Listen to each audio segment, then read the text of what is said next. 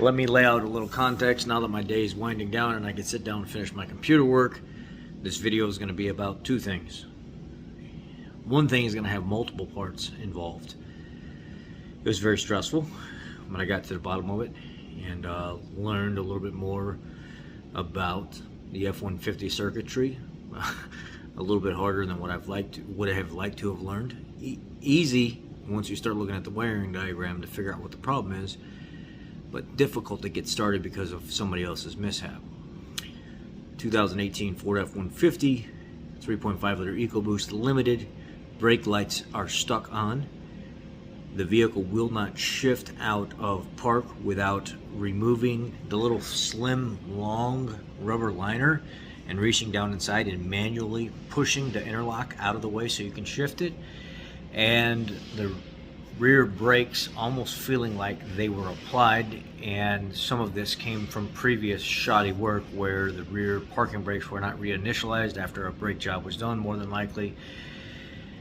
And also a harness that was installed by somebody for some kind of accessory, and they tapped into the wrong wires that caused a whole string of issues to apparently become a problem because the wiring harness that they left all the open ends on that was just spliced in multiple spots was all wound up and balled up and shoved up inside the bed.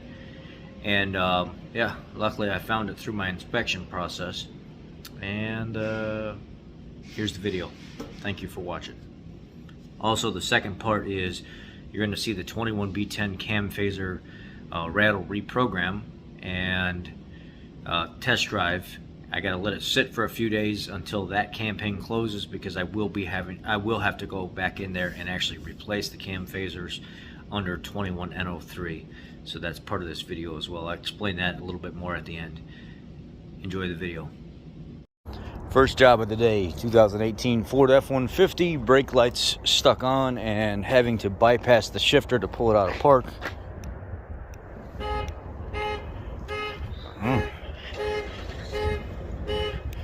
Sounds like you got a weak horn, buddy. Let's see if we can figure this out. I wonder if this is a 5-liter Platinum. I think it's a Platinum. I don't see EcoBoost on it anywhere. Oh, it is an EcoBoost. I'm not seeing brake lights stuck on. Let's see here. Let's go in here and see if we can.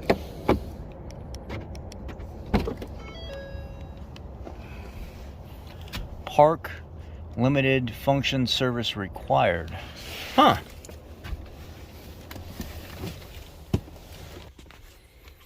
Okay.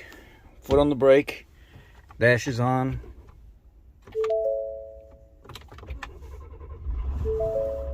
Started.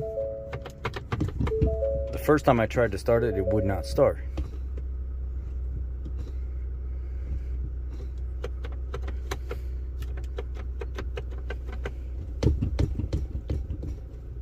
I'm getting no click from the... Let me go check this brake pedal down here and see if the actual sensor is in its spot properly.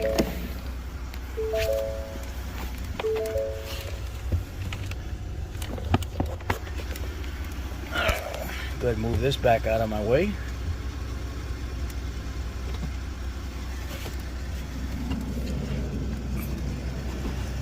Fold this guy's mirror in so I can open the door up a little bit more.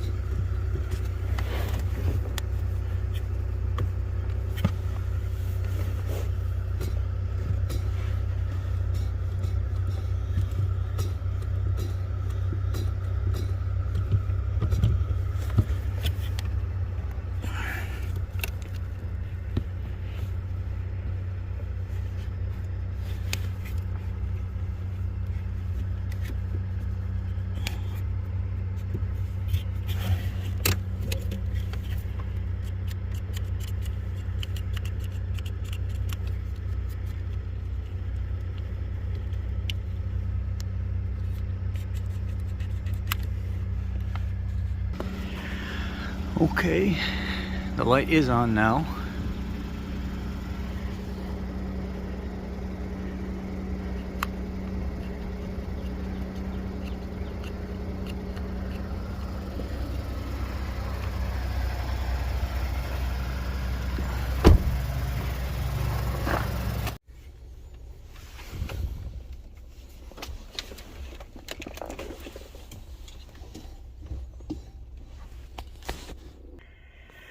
Okay, so now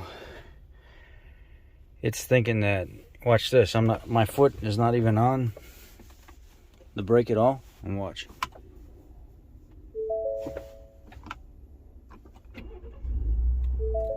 It starts.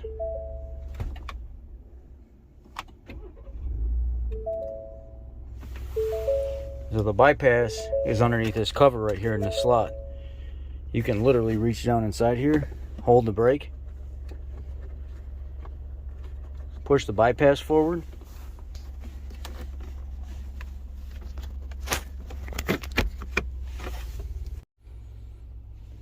put it back in drive.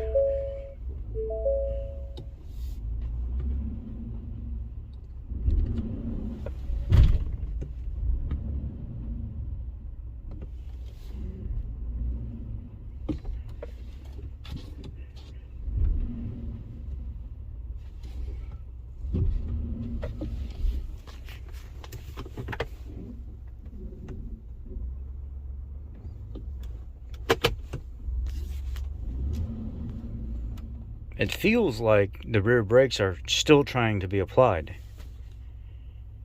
You know what I'm going to do real quick? Put this back in park, turn this off, and I'm going to reset the emergency parking brake by running it through the activation deactivation process.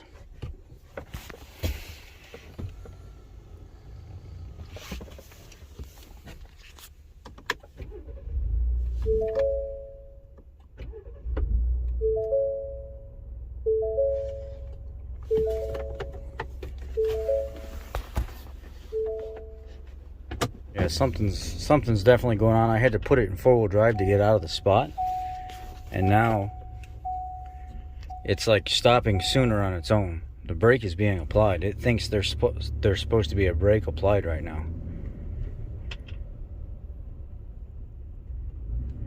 I'm gonna have to get it up in the air, pull the wheels and tires and everything off of it, and then look at those lights, the lights in the rear. It has that the LED proximity smart lights or whatever they're called. I forget the proper name. Sometimes I remember, sometimes I don't.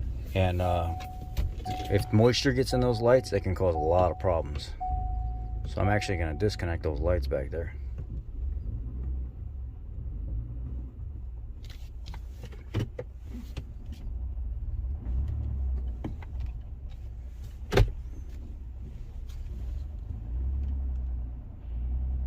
And this thing needs phasers super bad, really bad. It's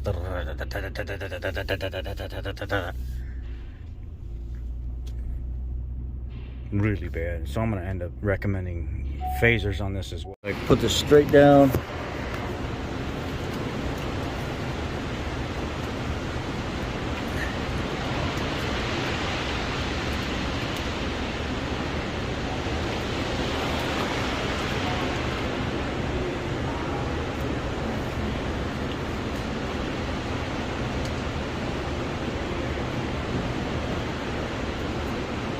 Dog it.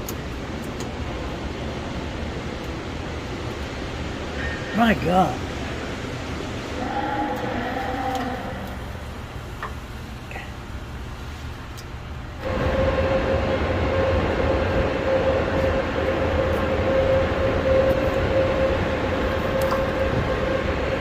It's a stick.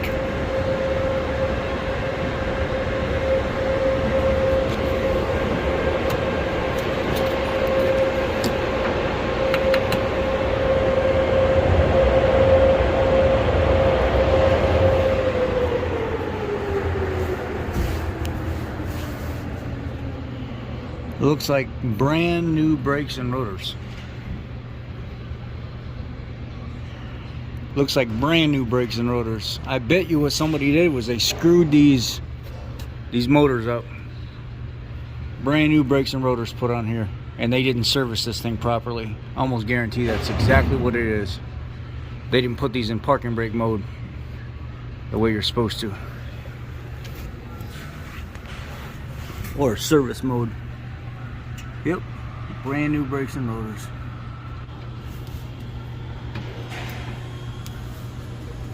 Yep.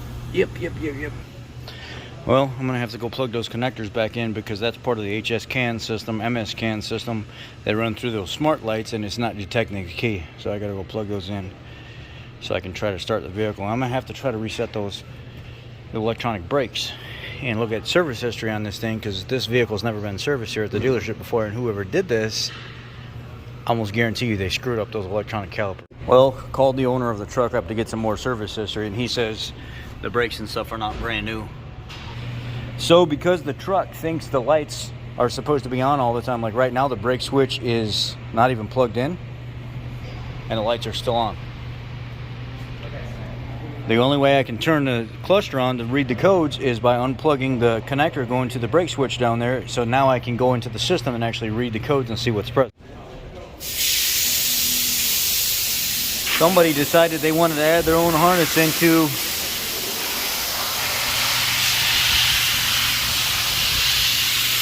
the back of the truck here.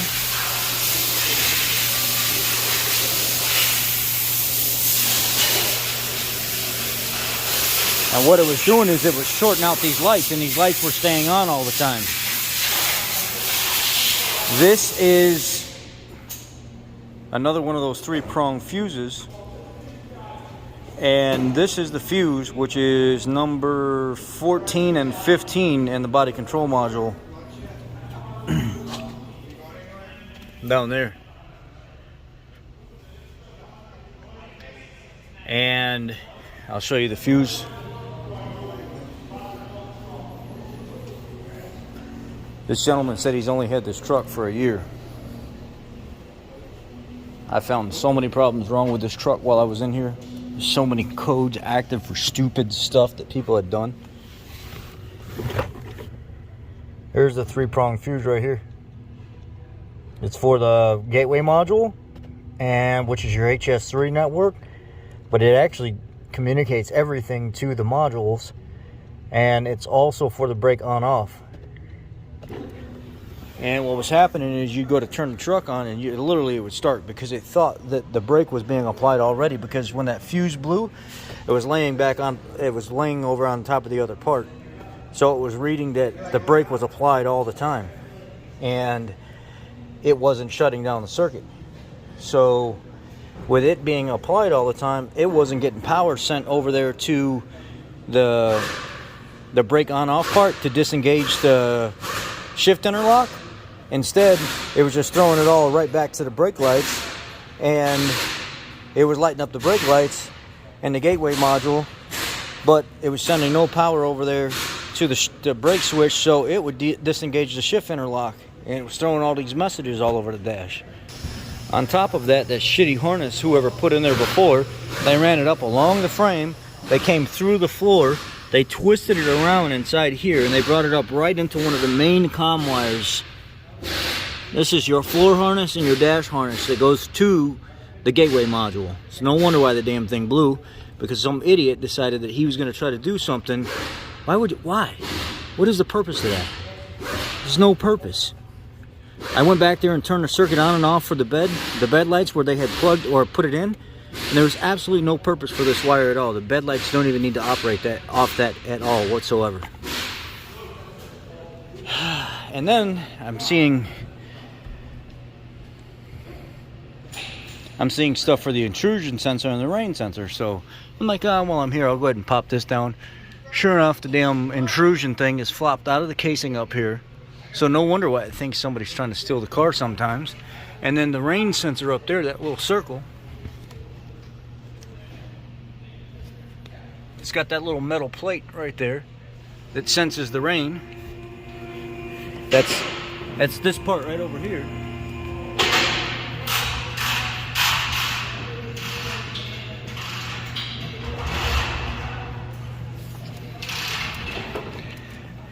it was all flopped down inside its housing, so it was having a hard time actually sensing whether or not it needed to turn the wipers on. So I plugged that back up there, cleaned it off, put the intrusion sensor back in. After I reset and cleared all the codes, none of the codes came back. This is why I hate hack mechanics doing work, or people doing work that they should not be freaking doing. It makes my life 10 times harder. And then when you get an hour diag, I mean, I've been on this for about 2.5 hours now, and I found the harness, traced it back here, found it pulled up into the dash, found the fuse blown over there, figured out the scenario, figured out the intrusion sensor and the rain sensing sensor, all because of BS.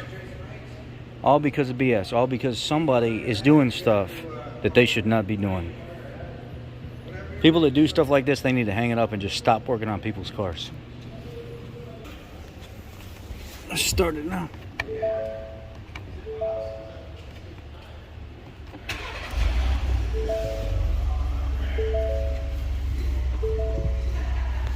Listen now. Inside the center console here.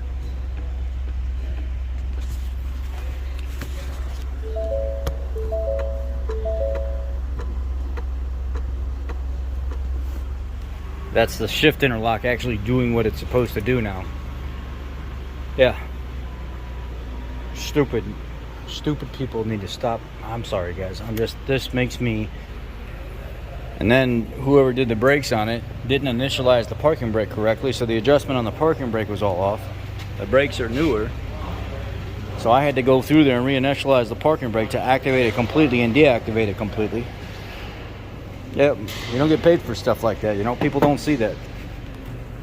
Let me go ahead and stick these lights back in there. In case you guys don't know, behind here, if you ever have a problem with a side obstacle driver or side obstacle passenger, SOBD, your side obstacle computers are here.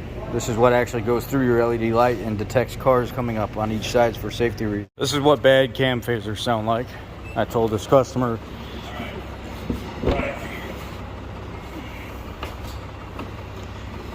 This is the process we have to go through first. Listen.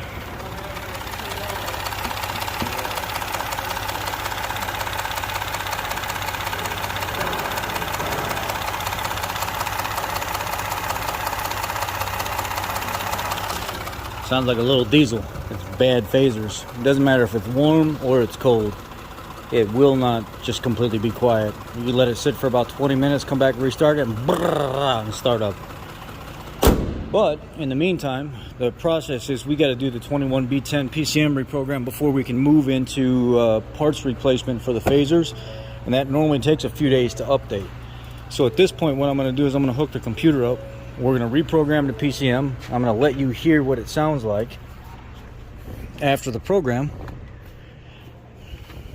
You can see all the different codes that were set in the computer with that bad harness. All of these communication codes. And then you can look down here, certain modules weren't communicating, and all these codes here were set. Yep, we'll get into all that right here in a second. Let's go ahead and reprogram his PCM.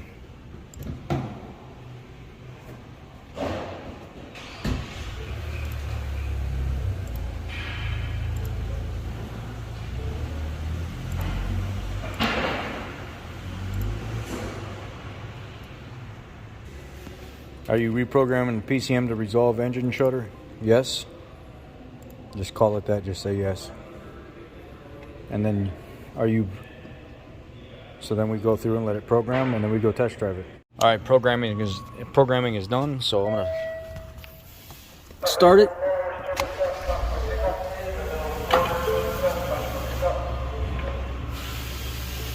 Sounds way better.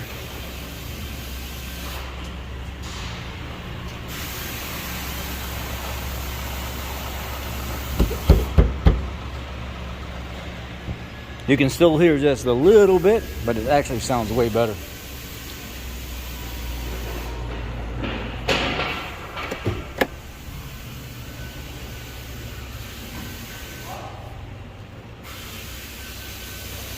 No, it's not. It's coming back right now.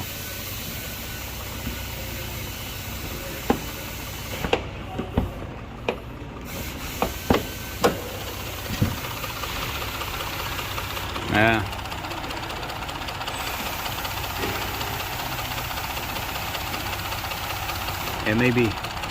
Yeah, it's the same. Same if not a little worse, actually. The startup was better, but after it's running, it's not. So now it says the guy's supposed to drive the vehicle like this for a few days while that program campaign clears until the 21N03 replacement program becomes active. And now they want you to go test drive it and make sure it's not shuddering. And if it is shuddering, you got to come back and take the programming back out of it. Well, it's not shuddering at all. It's shifting gears real good right now. When you're at a stop, you can definitely hear that dun, dun, dun, dun, dun, dun, dun, dun, dun, like a diesel shudder from the cam phaser. So he's gonna have to drive it like this for a few days and then bring it back, and then I'm gonna put cam phasers in it.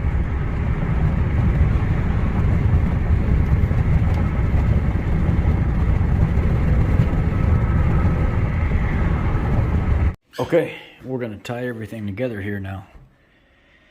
I could have went over and just replaced the fuse had I pulled up the connector for the brake on-off switch, but then I would have never found why the fuse blew in the first place. And we're always asking ourselves the question, why did the fuse blow in the first place? If you look at the brake on-off switch, it says fuse 14 or circuit breaker is the actual supply. Switch brake pedal speed control deactivation is pin 2, and ground cowl side left pillar is 3, and switch brake on off normal open is 4. So when this blew, this didn't have any supply. But in the meantime, what was going on, let's close out of here and close out of here. If you look at this circuit, it goes back to the body control module. Fuse 14 actually shares the same slot as fuse 15, which is for the gateway module. So if you look in this same circuitry here, the intrusion sensor, we actually had an intrusion sensor code set in the computer as well. Even though the fuse didn't blow, it must have been enough disruption here to cause issues. Because if you think about it, the blind spot lights, the LED lights with the modules in the back, they're about $1,000 a piece. They all run through this. They all run through the communication network. What ends up happening is the truck sees some kind of fault in the communication network. We've got a blown wire here that ended up blowing back on the other side of the gateway module leg. This was blown. The gateway module was having problems, and they tied the wiring harness from the back power supply into the ground side circuit of the gateway connection at the passenger side footwell that I found. So they were trying to steal one of the ground, or the communication wires, I should say, for the gateway module to power some kind of accessory that they had in the back of the truck, and then they just wound up all the wires and just stuck them up in the bed. They were constantly being grounded out to metal. Ended up blowing that fuse, which took out the gateway side, which freaked out the network and stuff. That's why all those U codes were there. That's why the intrusion sensor issue was there.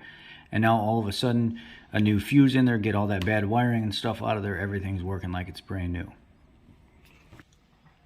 You never know what you're going to get when you buy a used vehicle, and you don't know how people were using it before. I'm not saying it's a bad idea, but it's kind of a really good idea to pay somebody a couple hours to go through it before you make your purchase, or when you make your purchase, have somebody go through it and get rid of anything or look for anything that's abnormal. Pull out the lights front and back, do everything, because you never know what you're going to get yourself into. 2.5 hours later, the vehicle's fixed, the nasty wiring's out of there, the fuse is fixed, and I put a brake on-off switch in there because I don't know how long that's been there that way, and I don't know the integrity of the old switch. Even though it was still working, I told the guy, I said, just let me put a new one in there. I fixed the circuit problem, put a new switch and stuff in there, and that's your main input for your deactivation for your cruise control and your brake lights. I'd rather just put one in there when I'm there. I can get it to you for like 40 bucks. I'll give it to you at like my cost or whatever. And he was like, okay, that's fair to me. Go ahead and do it. So anyway, the guy was really nice. He wanted his truck fixed. It's not a common truck you see every day. It's a limited F150 EcoBoost, and he really likes the truck. So problem fixed. The customer's got their vehicle back, and they'll be back in a few days for a cam phaser replacement so we can make this right for the customer. Wow, great way to start the day, right? Y'all be blessed.